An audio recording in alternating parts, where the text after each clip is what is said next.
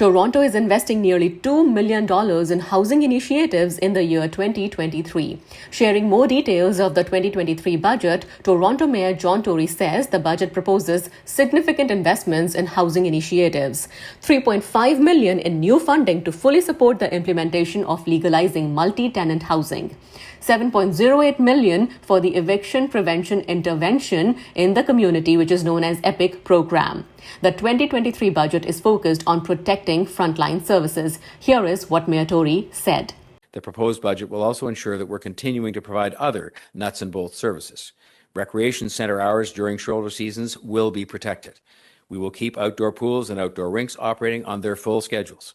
We have protected and will ensure we keep all youth spaces open in our city facilities. We will continue to deliver our Swim to Survive program. We will continue deploying seasonal parks works teams for spring and fall cleanups. We will keep all wading pools open. We will once again deliver a proposed funding increase, $5 million or 2.4%, an increase over 2022 to the Toronto Public Library system.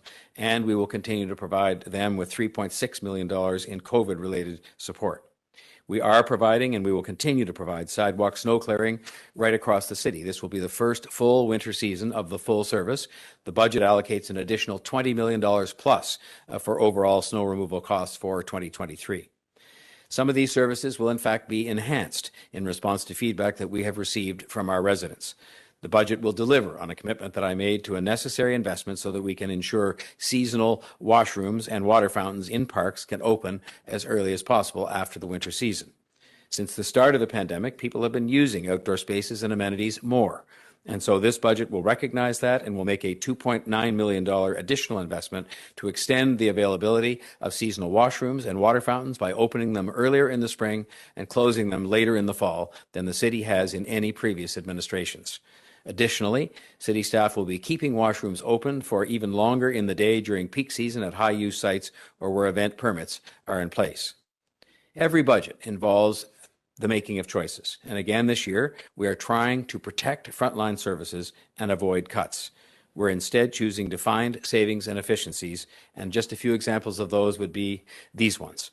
We will save this year $46.9 million through internal management of procurement strategies across operating, rate, and capital budgets. So all of the budgets will find savings in how we do procurement. We are saving $6.6 million this year, $2 million more than last year, through modern TO to better utilize city office spaces.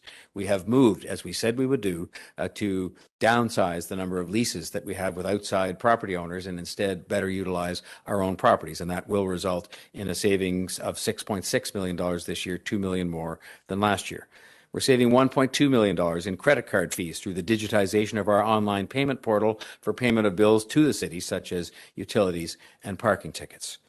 And as we've talked about earlier this week, the proposed budget makes new investments in community safety, in TTC safety and service, in housing, and in increased funding for programs like the Fair Pass for low-income Torontonians and the eviction prevention program for tenants.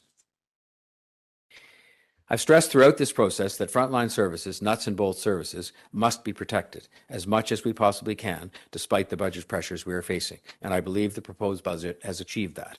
We've worked to find offsets, review programs, mitigate and manage costs wherever possible, measures that will not affect the frontline services that residents rely on.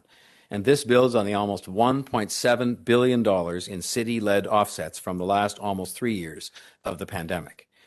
City staff will also give a more complete outline next week when the budget is launched on how we have managed budget pressures together, and they'll do that as part of the budget launch.